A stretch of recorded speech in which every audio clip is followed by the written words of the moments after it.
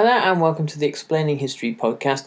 In this episode we're going to look at the Italo Turkish War, and we did a podcast a couple of weeks ago on the lull in tensions up to 1911 and then the resumption of tensions that year, which gave opportunity for Italy to launch a highly opportunistic war against the Ottoman Empire in order to seize the provinces that comprise present-day Libya.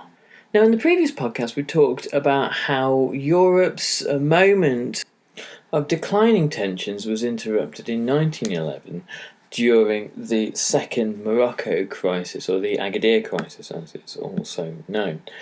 This was the second attempt by Germany under Kaiser Wilhelm II to intervene in the affairs of France in Morocco, and this time it had the potential of being a far quicker route to general European war. The British stood by once again by their French Entente partner and were willing to go to war with Germany, partly because of the previous half-decade of naval tensions between the two, even though there had been some effort put in by Bethmann Hollweg into decreasing those tensions. The opportunity that was presented to Italy in this period of time, the distraction that the Morocco crisis presented, gave Italy a unrivaled chance to develop itself as a colonial power. Italy, only a nation-state till 1870, was something of a latecomer to the colonial game, much as Germany had been, and both countries saw the acquisition of colonies. And this was not just a governmental position, but a broadly popular cultural one. The acquisition of colonies as part of the cementing of great power status, the particularly in Italy, the chaotic and divided nature of Italian society, both culturally, linguistically, and economically between North and South, empire could be the force that bound all that together. Italy saw influence in Libya and even colonial control over Libya as compensation for the acquisition of colonies by other European powers. In the previous podcast in this theme, we talked about this idea that since 1885 and the Berlin Conference on Empire and Africa, there had been a precedent set that European powers, in order to prevent there being any objection to colonial expansion, such as, for example, in this example, France's expansion into Morocco, that European powers would agree to compensate one another, and their rival ambitions would be satiated by handing out and passing off of colonial territory. Italy saw Libya as its due compensation for agreeing to allow France to occupy and to become a full colonial power in Morocco. The French, of course, looked at the Italians, a secondary power within Europe, with somewhat disdain and asked themselves, perhaps rationally, why it is that they should be compensating Italy. But in general, all powers were distracted. The French and the Germans were at loggerheads over Morocco. The British were readying for war with Germany. And Russia was highly anxious about the status of the Dardanelles Straits that led from the Mediterranean all the way through the Bosphorus and into the Black Sea. The navigability of those straits in the run-up to the First World War became a greater and greater question for Russia.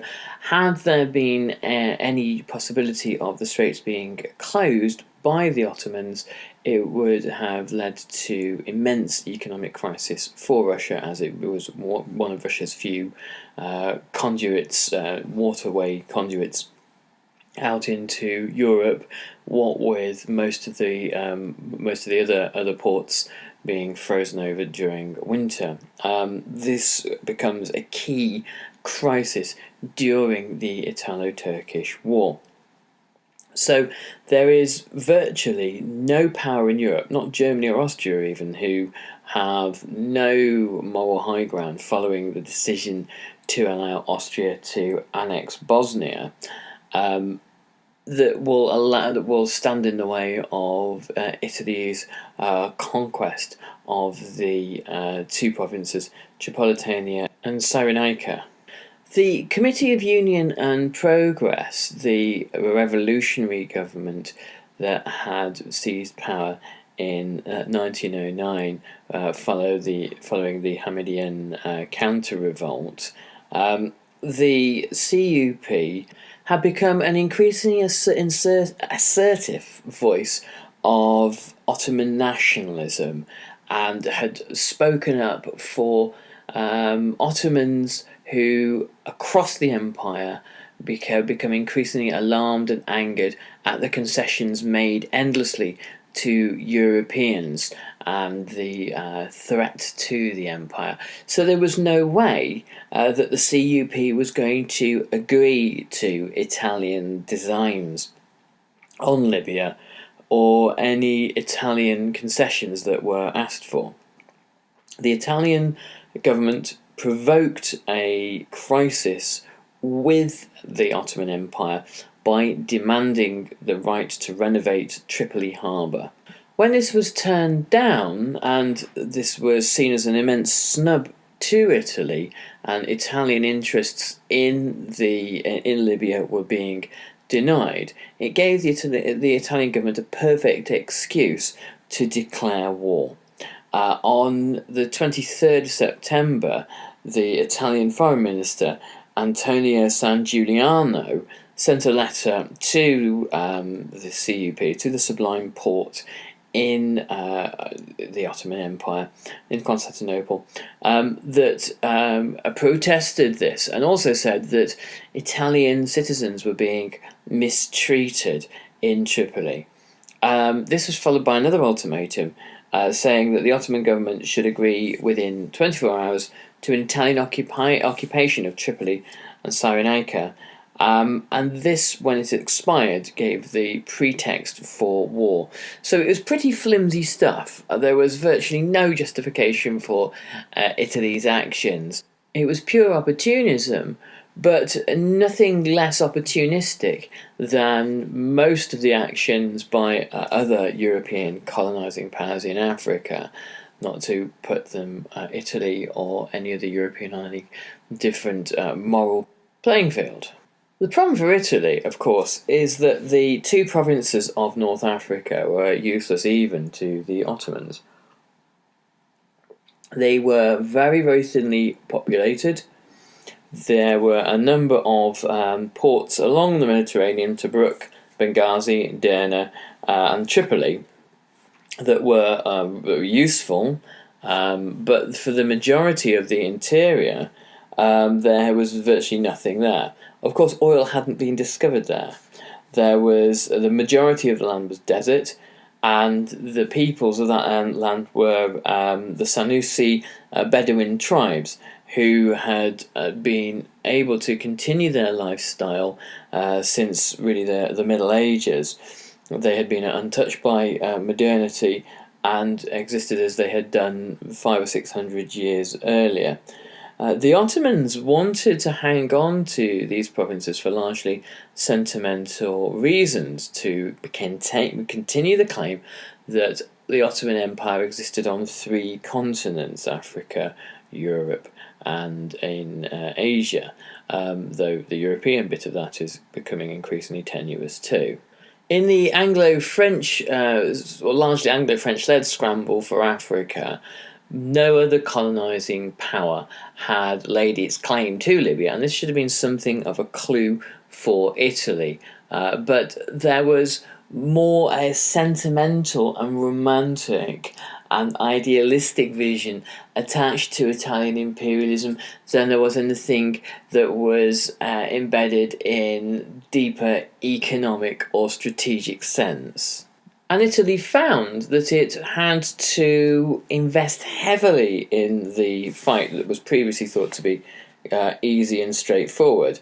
Italy was not looking to take on a formidable opponent. There were 15,000 regular Ottoman troops in the two provinces. These were divided into one cavalry regiment, one field battalion, artillery battalion, and 4 infantry regiments. And these defences were faced with 34,000 amphibious troops and the Italian Navy. And in addition, the Italians began to shell Tripoli on October the 3rd.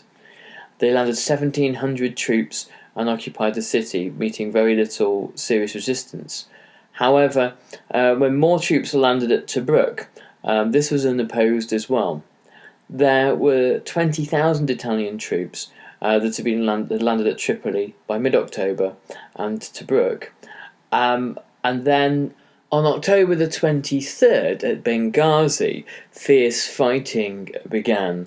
The main Ottoman forces attacked the Italian army there, and the war became quite a significant shooting war as opposed to a colonial walkover for the Italians. The war became a magnet across the Ottoman Empire for the best and the brightest young Ottoman officers who were keen to make something of themselves and keen to be shown to be fighting the empire's wars. Enver Bey became the commander of Cyrenaica, and Mustafa Kemal, later Kemal Ataturk, was a major, promoted to major, and was given command in Tripoli, but spent the war fighting at Tobruk and then Derna. The Italians controlled the waterfront, they controlled the coast, they controlled ports, and in doing so they were backed by artillery and naval guns. However, these don't fire very far inland, and it was the inland, the desert really, that the Ottomans occupied. They do this by making deals with the local Arabs, the Senussi Bedouin, and other Arab forces, and use these to pin down the Italian army whenever it moved up and down the coast. There is interesting echoes of the war, the British fight from 1916 onwards in the Hejaz in Arabia, alongside the Arabs during the Arab Revolt that Britain inspires and provokes and assists. The result for the Italians is that their simple, cheap, easy walkover starts to become incredibly expensive. They have to pour in an additional 140,000 troops just to hold the coastline. The guerrilla tactics were very successful. They don't dislodge Italy, but they start to make the cost of occupation far more than Italy can possibly sustain in the long term. The war itself was one of the first modern wars of the 20th century. It was modern in the sense that it involved guerrilla warfare to face a colonial power. This was a strategy that colonised peoples throughout the 20th century would learn and would employ to great effect. The first such conflict was obviously the Boer War, but you can see echoes of this in everything from Vietnam to post 9/11 Afghanistan and Iraq. It was a war that saw the first use of air power in for military purposes, such as the use of airships to bomb Arab and Turkish positions. It involved trench warfare, though obviously so had the American Civil War 50 years beforehand. But the main harm to the Ottoman Empire was done on the high seas. The Italian navy was far stronger than that of the Ottomans, and the importance of naval power, obviously in the Mediterranean, staging amphibious operations and attacking an empire with an extremely long coastline was very important. The Italian navy was 7 times the tonnage of the Ottoman navy, and it meant that the Italian navy really controlled the Mediterranean as far as the war went. The Italians forced the Ottomans almost out of the Mediterranean, so much so that when Mustafa Kemal wanted to travel from Constantinople to Alexandria, he needed to travel incognito on a Russian warship disguised as a journalist. The loss of control of the seas meant that the war to save Libya was doomed, and the Italian navy destroyed their Ottoman counterparts in several battles in the Red Sea, in the East Mediterranean, and the Italians also began to broaden their campaign, realising that it would be very difficult for them to rout resistance in Libya. They seized the Dodecanese Islands, including Rhodes, and on April the 18th, 1912, they began to shell the outer forts of the Dardanelles, and this threatened Constantinople itself. Now, this is where the conflict dramatically escalates. The CUP was willing to do anything in its power to protect its capital. It lacked any reserve naval power in the Aegean or the Mediterranean, and the only thing it can do is close the Dardanelles to all ships. They did this by laying mines and stretching chains across the water, and this was going to be a crisis not just for the Ottoman Empire, but also for the Russians. There were serious consequences in the Straits for Russia. The Dardanelles are the only warm water route through from the Black Sea to the Mediterranean, and it cuts off the flow of goods out of Russia and imports in. Obviously, if you look at the Gulf of Finland and other ports, those freeze for significant portions of the year. And the Russian ports in the Gulf of Finland, St. Petersburg and others, have far less capacity than the ports such as Sevastopol along the Crimean coastline. Half of Russia's export trade went through the Ottoman Straits, and the link between the Black Sea and the Mediterranean meant that oil, manganese, and 90% of all Russian grain, which was accounted for the majority of hard currency earnings, flowed from Russia out into the rest of the world. So the Dardanelles was the lifeline. It was on the equivalent of the British Empire's Suez Canal. In the other direction, everything that Russia needed for industrialization, which was booming by 1912, made its way into the Russian Empire. The impact of this closure of the Straits was an economic crisis for Russia. The volume of Black Sea exports collapsed by a third, and so did revenue. This managed to place the economic boom that Russia had been experiencing into almost meltdown. Industry in the Ukraine essentially grinds to a halt. The balance of payments surplus that Russia had acquired between 1911 and 1913 collapses, and the industrialized economy that was exploding in Russia and might possibly have prevented revolution in the long run starts to grind to a halt. There are a series of crisis meetings about the closure of the Straits, and there was a plan to build dreadnoughts in the Black Sea and to have amphibious landings along the Bosphorus, with the end goal of seizing the Dardanelles for Russia and forcing the Ottoman Empire forever out of the Straits.